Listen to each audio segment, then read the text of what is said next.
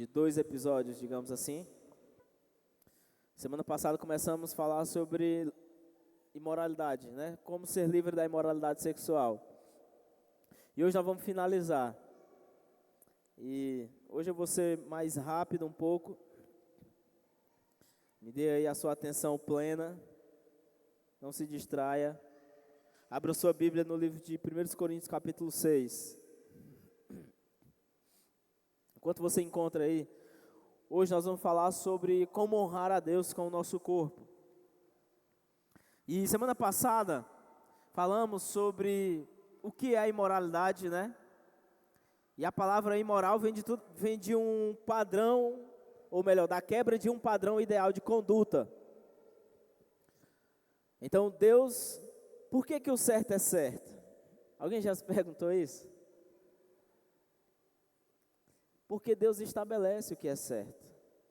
Como soberano, Deus dita o que é o correto. E quando a gente olha para a sua palavra, todas as restrições que Deus estabelece na Bíblia, não é porque Deus é ruim, muito pelo contrário, é porque Deus é bom. E essas restrições é porque elas, se a gente não seguir, a gente se mata, a gente se destrói. E a imoralidade sexual é um desses pecados. E ela é o que nos cerca, todos nós, desde o mais novo, desde as crianças até os mais idosos, todos nós estamos.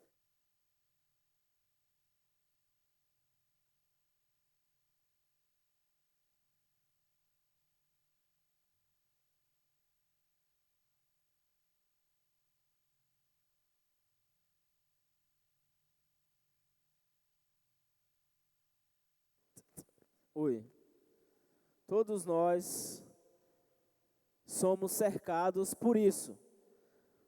Na rede social, na televisão, nas propagandas, nos outdoors, onde a gente vai, tem algum convite para a imoralidade sexual. O mercado hoje bilionário é o mercado da pornografia. Então, nós vamos entender hoje como, de fato, fugir disso. Diz assim, a partir do versículo 12. Aumente só um pouquinho aqui para mim, Charles, por favor. Versículo 12 diz assim: tudo me é permitido, mas nem tudo me convém. Tudo me é permitido, mas não devo me tornar escravo de nada. Vamos parar por aqui. Vamos dividir mais uma vez em alguns blocos. Nós vamos até o versículo 20. Isso aqui era um lema da cidade de Corinto. A cidade de Corinto era uma cidade que se orgulhava do saber, né? Da filosofia. Era um povo que se achava muito sábio, inteligente, espiritual. Semana passada nós meditamos no capítulo 5 de 1 Coríntios. E é um dos capítulos mais duros de se ouvir. Porque o apóstolo Paulo fala assim: se você tem entre vocês alguém que se diz irmão, não é não cristão. Se tem entre vocês alguém que se diz irmão, cristão, da mesma família de vocês, da fé, e vive em imoralidade sexual, você não deve nem comer com essa pessoa. Então, é muito difícil e duro ouvir isso, mas o apóstolo Paulo estava... Por que o apóstolo Paulo fala isso? Porque ele usa o exemplo do fermento. E ele diz assim: um pouco de fermento já altera a massa, já leveda a massa. Então, a cidade de Corinto tinha um lema: tudo nos é permitido. Nós somos livres, nós podemos fazer o que quisermos. E aqui nós já caímos, ou melhor, aqui a gente já tem que entender uma coisa: a liberdade não é isso, gente. Nós somos formados, nós crescemos achando que liberdade é fazer o que a gente quer, e isso não é liberdade, porque aquele que vive fazendo o que quer, ele é escravo do que quer. A liberdade consiste justamente em você ter a capacidade de não fazer o que quer. E em Gálatas 5, Paulo fala: olha, foi para a liberdade que Cristo vos libertou, não se submetam a um jugo de escravidão novamente. Então, o povo de Corinto se achava livre. Tudo me é lícito. Então Paulo pega essa frase deles, esse lema, esse ditado popular, e fala: Tudo me é lícito, mas nem tudo me convém. Tudo me é permitido, né? Ele diz aqui, tudo me é permitido, mas eu não me deixarei dominar por nenhuma delas. Ou, na versão NVT, não devo me tornar escravo de nada. Então Paulo adverte o povo de Corinto, que serve para nós também, a não se tornar, e se ele está falando não se torne, a capacidade de ser um escravo ou não é minha. O Aristóteles escreve num livro chamado Ética Nicômaco que os vícios e as virtudes são voluntários. Ou seja, os nossos vícios é a consequência de uma atitude, de uma escolha nossa. Então, se você é viciado em qualquer coisa, se nós temos algum tipo de vício, é um ato voluntário. A alma quer isso, eu me submeti a isso, eu escolhi e fui em direção a isso. Assim como ele fala o contrário. Se o vício é voluntário, a virtude também é. Ou seja, corrigir o vício também é. Fugir do vício também é.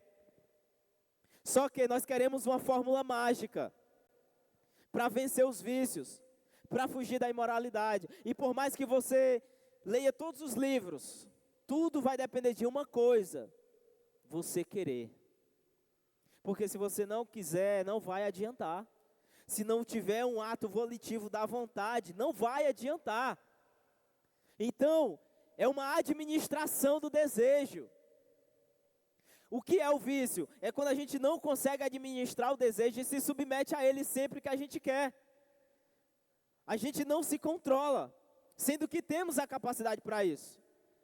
No versículo 13, ele vai dizer assim, presta atenção que agora ele vai utilizar de uma estrutura lógica, né?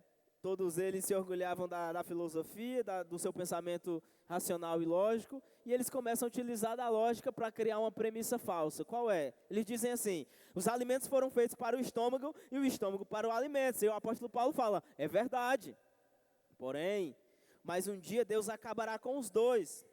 Vocês, contudo, não podem dizer que o nosso corpo foi feito para a imoralidade sexual. Olha o que Paulo está dizendo. Paulo está combatendo uma falácia. Sabe o que é uma falácia? É um argumento mentiroso. Falácia é só um nome bonito para mentira. Então eles estão pegando uma estrutura lógica. Qual é? Ora, o estômago, o alimento foi feito para o estômago. E o estômago foi feito para o alimento. Então, bora comer. Né? Isso é lógica. Agora, eles pegam essa mesma estrutura, que a gente chama de silogismo. Uma premissa maior, uma premissa menor e uma conclusão. Ele fala assim, é como se eles falassem, se o estômago é para o alimento é para o estômago, e o corpo é para o sexo. Então, bora fazer sexo. Ou seja, eles transformavam o corpo em um mero veículo de imoralidade, de satisfação sexual. O corpo só serve para isso. E por mais que o meu corpo e o seu corpo tenha capacidade fisiológica, biológica e necessidades para o sexo, esse não é o propósito final disso. Não é porque temos a capacidade e as ferramentas para determinada coisa que Deus nos criou só para isso. E nós vamos entender isso na parte B do versículo. Porque ele vai continuar dizendo assim, ó. O corpo não foi feito para a imoralidade, ele foi feito para o Senhor. Certo? Ele foi feito para o Senhor e o relacionamento que o Senhor tem conosco inclui o nosso corpo. Por isso é uma tolice nós acharmos que somos espirituais demais para cuidar do corpo, para administrar o corpo, para zelar pelo corpo. Porque o relacionamento com Deus envolve o corpo, gente. Você já prestou atenção que nós vivemos em um mundo físico? Acho que você já prestou atenção. Você está sentado não é numa cadeira imaginária, não é numa ideia de cadeira. Você está numa cadeira física, material. Então Deus escolheu que a experiência humana seria corpórea. E por isso é uma tolice, é um nome bem bonito, né? É uma burrice nós fazer a manutenção do espírito Eu sou muito espiritual, eu oro, eu leio a Bíblia, mas eu não cuido do corpo. Como é que nós vamos ter condições de ter uma longa vida para a glória de Deus se o corpo é negligenciado? E eu não falo só em termos da saúde física, da vitalidade, das potencialidades do nosso corpo, mas também da pureza do corpo. É o que o apóstolo Paulo está falando. Ele está falando assim, por mais que o corpo de vocês tenha a necessidade, porque Deus colocou essa necessidade em vocês, e o sexo, ele aponta para Deus, sabia? Porque a Bíblia usa uma palavra chamada conhecer. E conhecer na Bíblia é utilizado tanto em relação ao conhecimento, quanto para a experiência mais profunda, que é a relação humana entre um homem e uma mulher. Se você ler a Bíblia, o Velho Testamento, você vai ver lá que fulano conheceu a fulana. Essa palavra está sendo usada para dizer que eles tiveram a sua noite de núpcias, que eles tiveram uma relação sexual. E eu já falei isso antes, vou falar de novo. E por que Deus fala sobre conhecer? Por que o sexo aponta para Deus? Porque se o sexo é a relação de intimidade mais profunda entre dois seres humanos, também deveria apontar para um nível de relação profunda para com Deus. Nada aqui é um fim em si mesmo, gente. Tudo aponta para Deus. A família aponta para Deus, porque o nosso Deus é familiar. Ele é Pai, Filho e Espírito Santo. O prazer aponta para Deus, porque nele nossa alma encontra deleite, satisfação plena. Tudo que nós desfrutamos não é um fim em si mesmo, é um meio. Para quê? Para chegar até Deus. Então o apóstolo Paulo começa a chamar a atenção deles. Vocês estão usando uma premissa falsa. O nosso relacionamento com Deus, que envolve o corpo, vai exigir uma coisa de mim e de você: mordomia. E mordomia é um princípio que basicamente é o quê? O cuidado que eu tenho com aquilo que Deus me deu. Então, se Deus me deu esta vida, se Deus me deu este corpo, se Deus me deu este celular, esta Bíblia, tudo que eu tenho precisa ser bem cuidado, para que Deus seja glorificado. E a evidência do nosso nível de espiritualidade não é o quanto a gente chora no louvor, é o quanto nós zelamos com aquilo que Deus nos entrega. Eu sou muito espiritual porque eu choro demais. Eu leio muito a Bíblia, mas o quanto esse volume de leitura bíblica, o quanto esse volume de lágrimas impacta e altera a nossa vida perante Deus. Porque era um povo que se sentia sábio e espiritual, mas era um povo que estava vivendo imoralidade. A igreja mais imoral da Bíblia é a igreja de Corinto.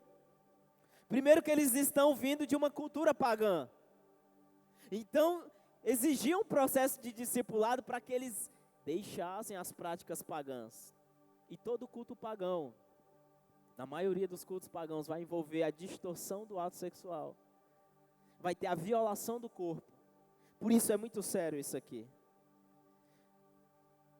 No versículo 14, portanto, Deus nos ressuscitará dos mortos por seu poder, assim como ressuscitou o Senhor. O corpo é tão importante que a Bíblia diz que nós receberemos um novo corpo. Então não seja tolo, jovem, para pensar assim: eu só preciso cuidar do meu espiritual.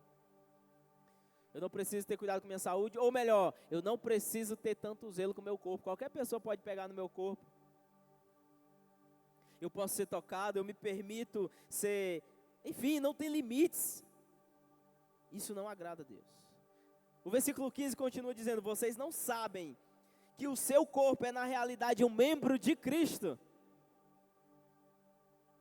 Acaso um homem deve tomar o seu corpo, que faz parte de Cristo, e uni-lo a uma prostituta?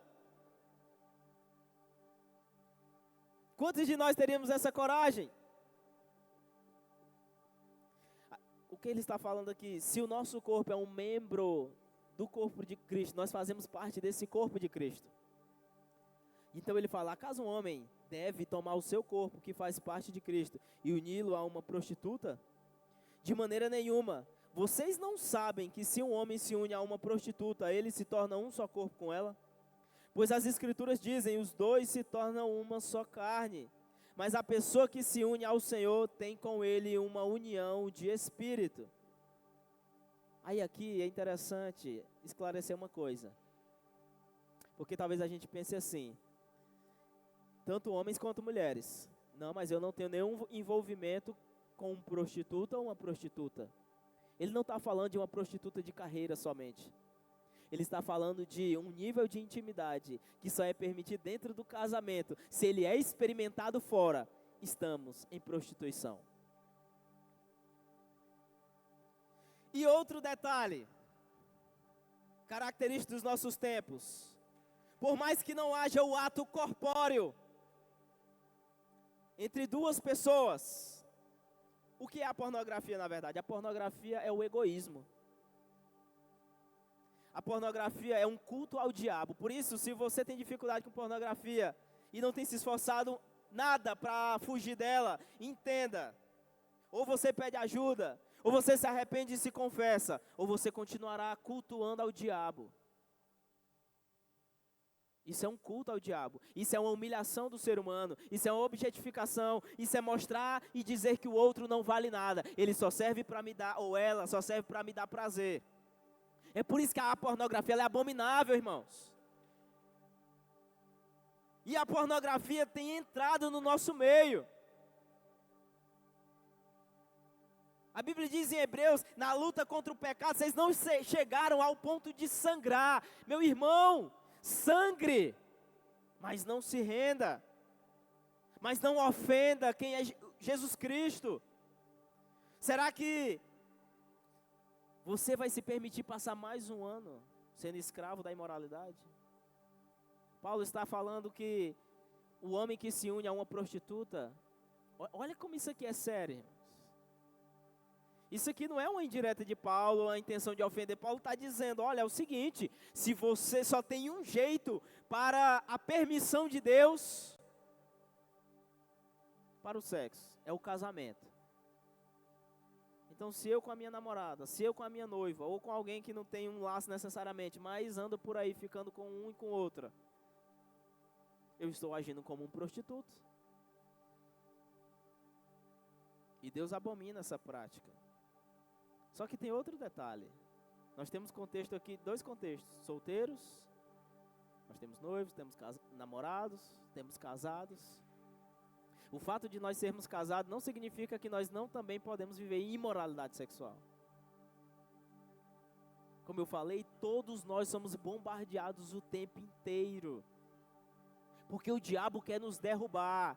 E já já nós vamos descobrir por que Deus nos alerta tanto sobre isso. E por que a imoralidade foi uma dos deslizes mais sérios de todos os homens e mulheres da Bíblia. Da maioria dos homens e mulheres que pecaram, foi nessa área. E é a área que mais vai ser difícil para eu e você permanecer puro. É por isso que nós precisamos ter temor a Deus, não confiar em nós mesmos, não confiar na força do nosso braço, mas todos os dias ser dependente de Deus.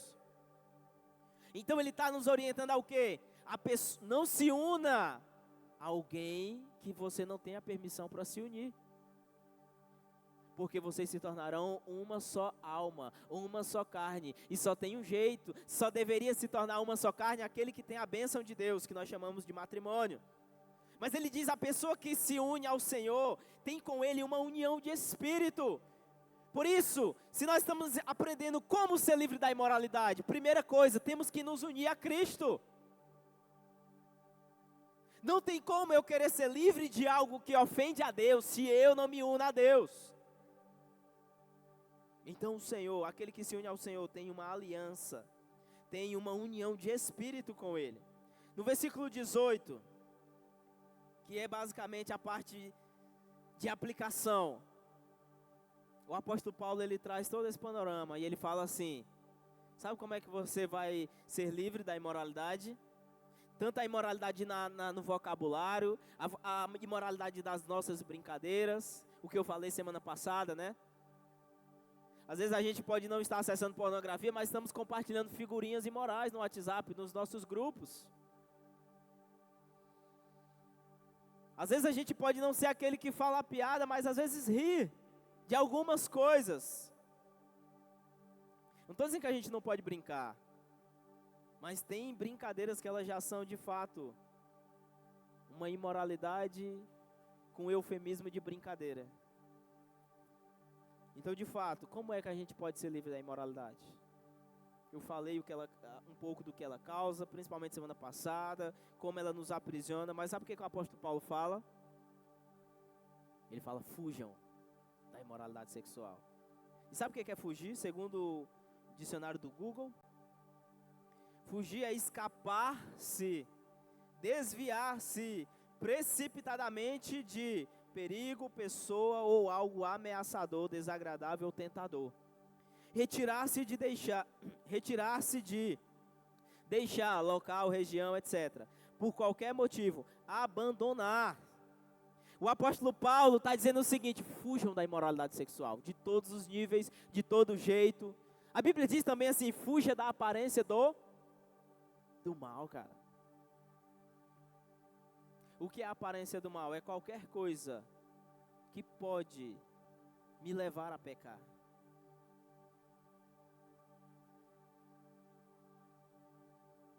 Se você tem o costume de ir para a academia, o que é fugir da aparência do mal? É desviar o olhar. É ser mais criterioso no que diz respeito a alguns horários, se você pode. O que é fugir da aparência do mal? Eu estou fazendo uma caminhada, e hoje em dia as pessoas vão fazer caminhada e fazer corrida. A maioria, alguns são realmente porque estão querendo saúde, mas a maioria só quer se mostrar. Tem momentos que eu passo pelas ruas e tem aqueles grupos de corrida. E meus irmãos, eu vejo algumas mulheres que vieram correr ou vieram se expor. É uma vitrine. É uma vitrine hoje, irmãos.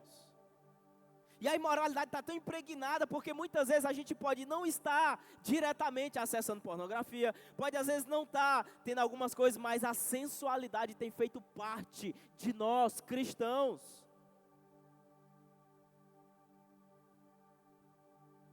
E a sensualidade às vezes não é só o que eu mostro ou deixo de mostrar, é a intenção do meu coração. Porque tanto o homem quanto a mulher pode usar um vestido do pescoço até cobrir a sujeira da unha e ser sensual. Da mesma forma o homem. É a intenção do coração. É a intenção de despertar o desejo no outro. Um desejo que não pode suprir. O apóstolo Paulo condena isso. Que cada um saiba usar o seu vaso em honra. O seu corpo como honra. Não defraudeis uns aos outros. O que é a defraudação? É a intenção de despertar em alguém um desejo que eu não posso suprir. Então imagina eu, um homem, não, hoje eu vou para a igreja e eu quero que todo mundo olhe para mim. Todo mundo não, as mulheres, exemplo. Isso é pecado, essa é a intenção.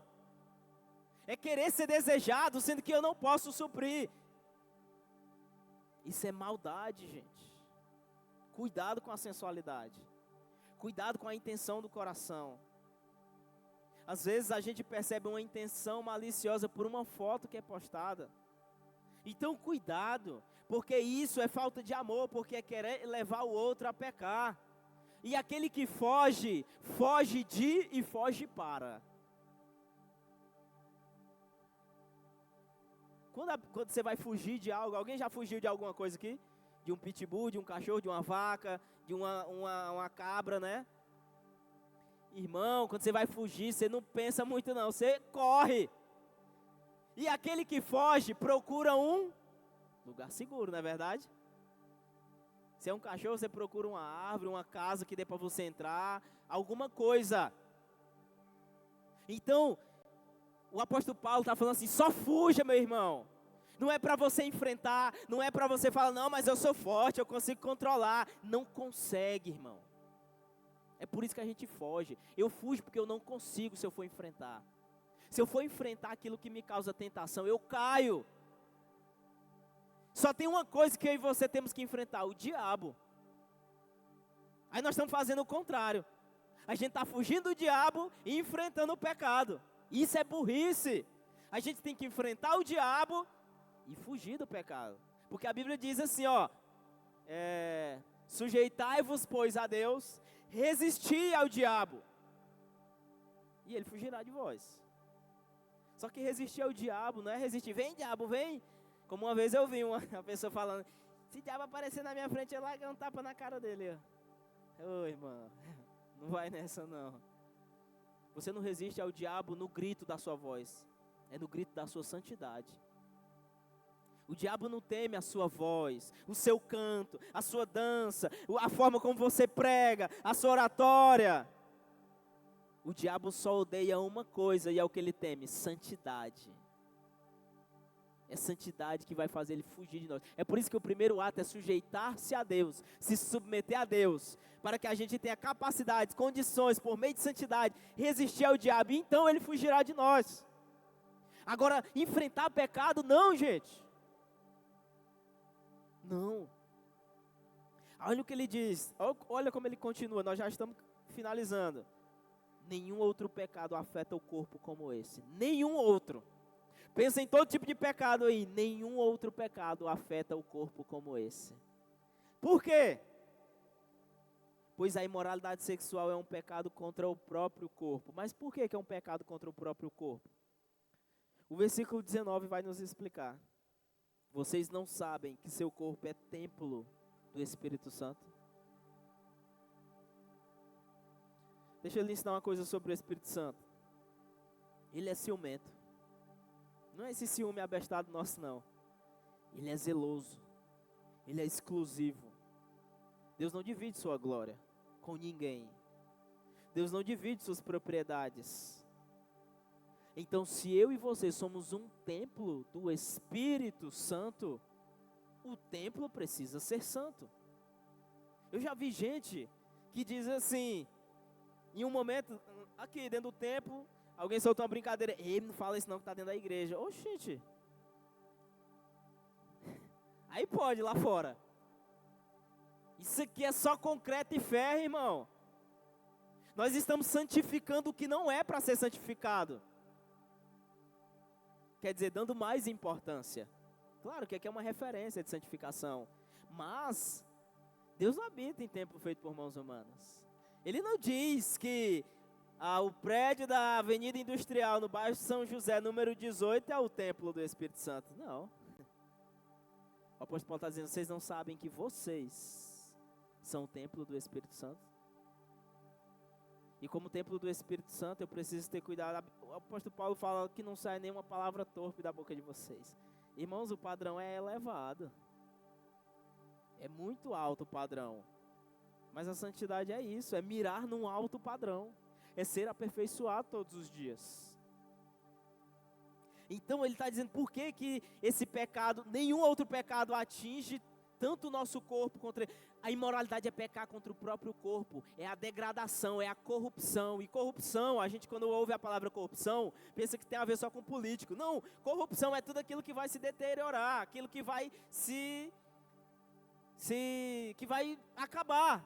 Isso aqui é corruptível. Daqui a muitos anos, esse plástico vai se decompor. Daqui a algum tempo isso aqui vai quebrar. Essas cadeiras vão quebrar. Essa roupa vai rasgar. Então isso aqui é como se a gente estivesse acelerando a corrupção do corpo. E por que nenhum outro pecado atinge esse? Porque Deus escolheu habitar no nosso corpo. E esse pecado é tão grave. Não existe pecadinho e pecadão, certo? Tudo é pecado. Mas eu acredito que existem consequências diferentes. Alguém que rouba uma balinha não vai receber a mesma consequência daquele que rouba um banco. Ambos roubaram, mas a consequência é diferente. E a Bíblia diz também, fala assim, não se engane, porque de Deus não se zomba. Aquilo que o homem semear, ele também ceifará. Ou seja, é proporcional. Só que esse aqui tem um nível de gravidade muito elevado. Porque isso aqui é uma ofensa direta a Deus.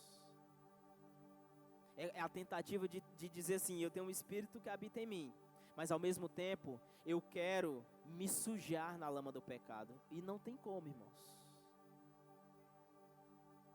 Vocês não sabem que o corpo de vocês é o templo do Espírito Santo que habita em vocês e que lhe foi dado por Deus. Vocês não pertencem a si mesmos, pois foram comprados por alto preço, portanto, honrem ao Senhor com o seu corpo. A pergunta que eu quero deixar agora para você e para mim: nós temos honrado o Senhor com o nosso corpo? Em todos os sentidos. Nós temos cuidado do nosso corpo? Nós temos preservado o nosso corpo? O meu corpo é para ser preservado em todos os sentidos, no sentido moral, no sentido, no que diz respeito à saúde, no que diz respeito a desenvolver as habilidades, isso é cuidado. Aí é o que a gente está fazendo hoje no nosso tempo. Ou a gente foca demais em cuidar de uma parte estética e esquece da parte espiritual, esquece da parte moral, ou do outro lado. Foca muito na parte espiritual, aí esquece da parte física. Temos que cuidar em todos os sentidos, porque é nesse corpo que eu habito, e é neste corpo que eu vou cumprir o chamado de Deus para a minha vida. Então, se eu, por negligência, por falta de responsabilidade, contribuo para que meu corpo esteja cada dia mais fraco, para que ele adoeça, como é que a gente vai querer ter vida longa, irmão? Como é que a gente vai querer ter vitalidade? Se eu negligencio o sono, se eu não como bem, como é que a gente quer ter ânimo? Como é que a gente não vai ter ansiedade? Como é que a gente não vai ter depressão? Não tem como. Porque existem cuidados necessários para o corpo. E nós somos corpo. Temos que esquecer essa visão platônica de que o que importa é o espírito. Não, o que importa é tudo. Corpo, alma e espírito. As emoções têm que ser bem administradas e desenvolvidas. O intelecto tem que ser bem cuidado e desenvolvido. O corpo tem que ser bem cuidado e desenvolvido. Para quê? Para que eu tenha as capacidades de cumprir o máximo, de viver e de ter vitalidade para aquilo que Deus tem para mim. Imagine só, eu um pregador que não estuda. Eu um pregador que não lê a Bíblia. Eu um pregador que só subo aqui para contar minhas opiniões. Daqui a pouco não tem rebanho. Daqui a pouco não tem ouvinte. Por quê? Porque não há pregação do evangelho. Só há opinião, não há preparo. Não há desenvoltura.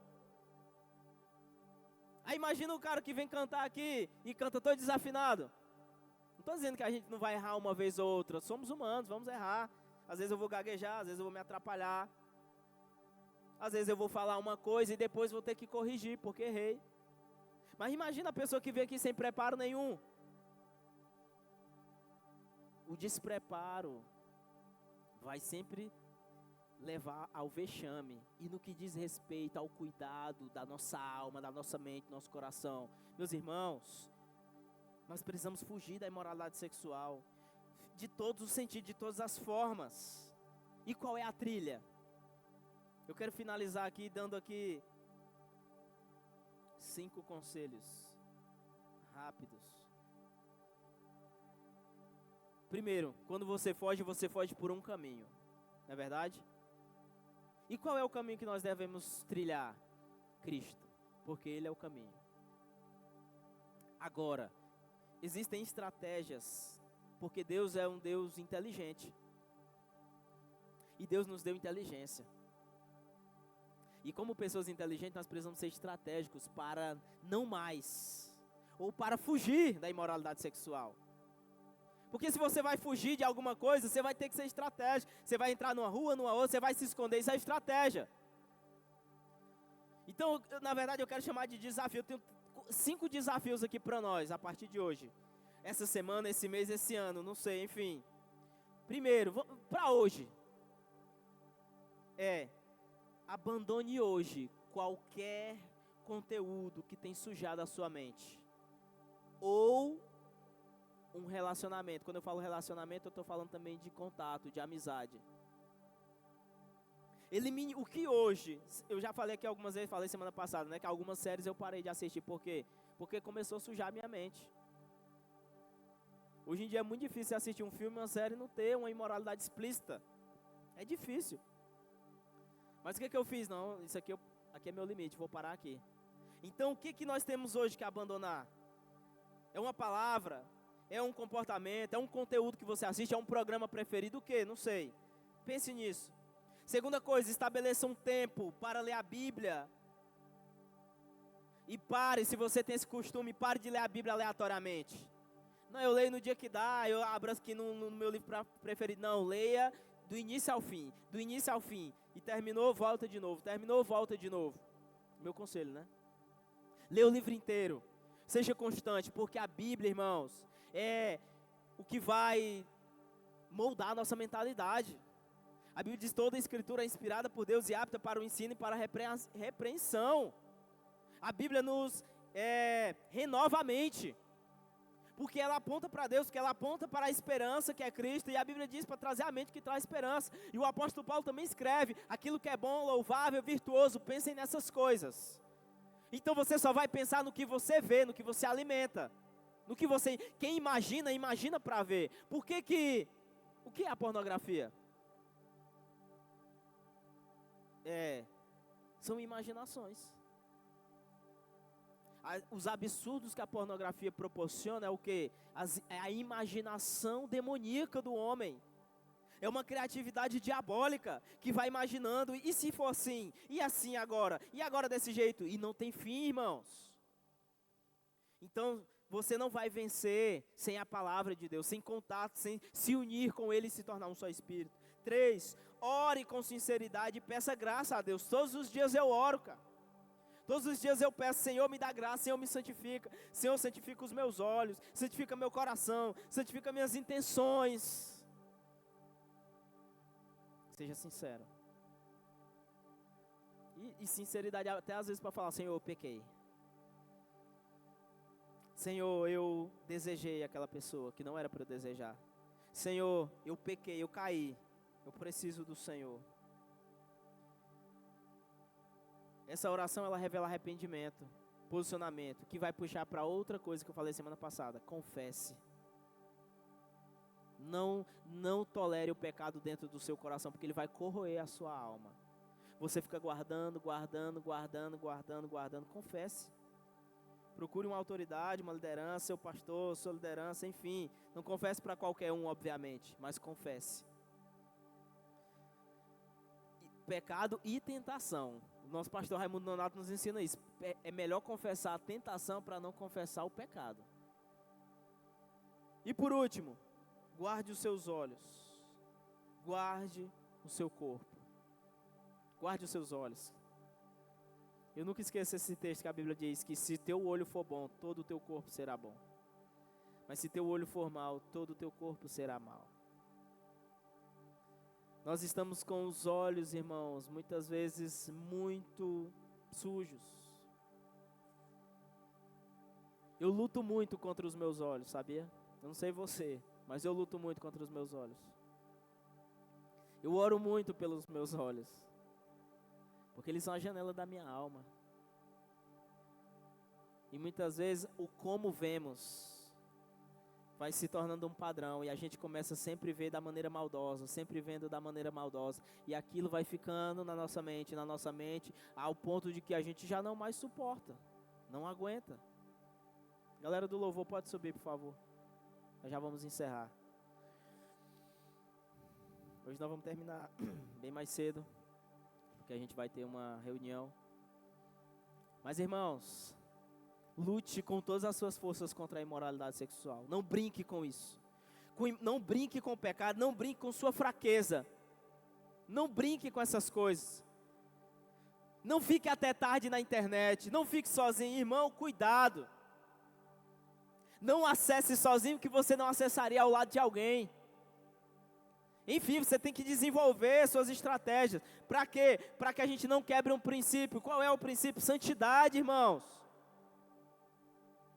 Nunca foi tão difícil para a nossa juventude permanecer em santidade. Nunca foi tão difícil para os jovens chegar puros até o altar. Nunca foi tão difícil para os namoros permanecerem puros. E a Bíblia diz, o apóstolo Paulo ensina Timóteo, procura te apresentar como alguém que não tem do que se envergonhar. Que essa seja a nossa maior meta esse ano. Se apresentar diante de Deus. Claro que eu não estou dizendo que todo mundo aqui vai ser perfeito, que ninguém vai pecar mais, não. Mas isso também não pode ser a desculpa para continuar pecando. Ah, Pedro, é porque tu sabe, ninguém é perfeito, né? Então a gente é humano. Sim. É por isso que carecemos da graça. E é por isso que temos que viver debaixo de temor, porque senão a gente se submete e a gente é escravizado. Sabe por que esse é um dos pecados que mais atinge o corpo? Porque ele fere a alma. porque ele traumatiza a alma. Tem pessoas hoje que não mais conseguem se relacionar com outras por causa do trauma da imoralidade sexual. Tem casamentos que estão acabando por causa da imoralidade sexual. Tem identidades que estão sendo alteradas por causa da imoralidade sexual. Tem crianças escravizadas, crianças de 5 anos viciadas em pornografia. Todos nós somos alvo da imoralidade. Fique de pé no seu lugar. Nós precisamos nos esforçar para caminhar em pureza, para levantar mãos limpas para o Senhor. Não é porque você pode, não é porque lhe é lícito que lhe convém. Na minha adolescência, se eu quisesse namorar, eu poderia. Eu tinha autorização do meu pai. Mas não era o tempo de Deus para mim. E eu escolhi obedecer a Deus.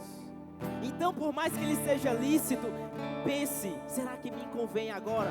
Será que me convém dessa maneira? Será que este relacionamento glorifica? Será que essa minha postura? Será que como eu posto foto está glorificando a Deus? Será que a roupa que eu coloco está glorificando a Deus de fato? A pureza não está aqui. Ela está no mais íntimo do nosso ser. E ela é revelada no exterior. Por isso eu te convido agora a orar nesse lugar. Ore a Deus. E peça com todas as suas forças: Senhor, me dá pureza. Você que está em um namoro, Senhor, me dá graça para que eu não caia, para que eu chegue ao altar honrando o Senhor. Você que está noivo, ore: Deus, me preserva, me guarda, porque eu quero ter um bom testemunho para os meus filhos, para a minha geração. E para aqueles que têm caído, há perdão, irmãos. Apenas se arrependa diante de Jesus e fale: Senhor, eu não quero ser escravo disso. Por isso eu quero orar aqui por aqueles que querem fazer um concerto com Cristo nessa noite. Se você está aqui e quer fazer um concerto com Jesus, se exponha. Se você quer entregar a sua vida para Jesus, se você quer se reconciliar ou de alguma maneira fazer um concerto, eu convido você aqui à frente. E eu quero impor as mãos e orar por você. Alguém nessa noite?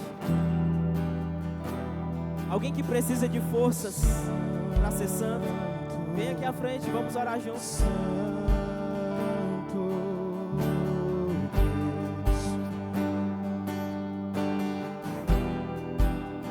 Eu preciso ter a tua santidade. Alguém nessa noite precisa de forças, irmão. Alguém nessa noite precisa de Jesus.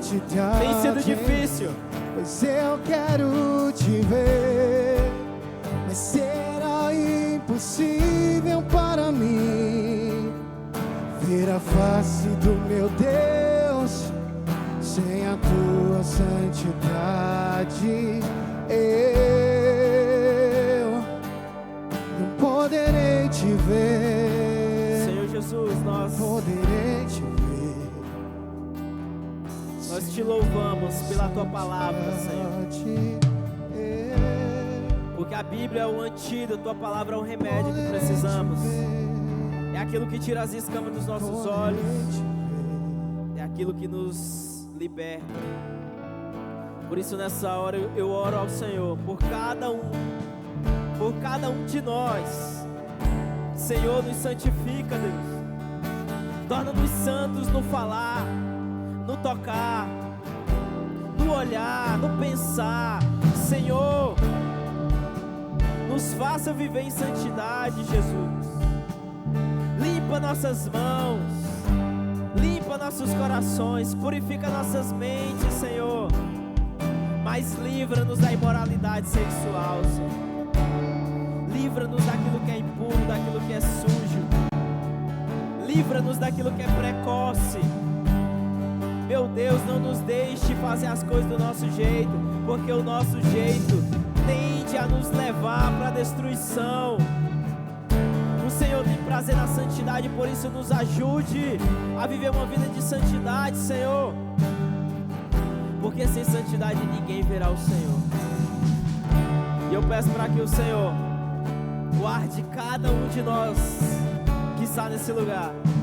Guarde os casamentos, guarde as crianças, guarde os adolescentes, os jovens, os solteiros, os que estão prestes a se casar. Senhor, tem misericórdia de nós e nos livra da imoralidade. E que naquilo que depende de nós, que possamos fugir com todas as nossas forças. Nós oramos em Teu nome, nós entregamos toda a honra e toda a glória a Ti, porque o Senhor é digno de tudo. Em nome de Jesus. Amém. Amém. Glória a Deus.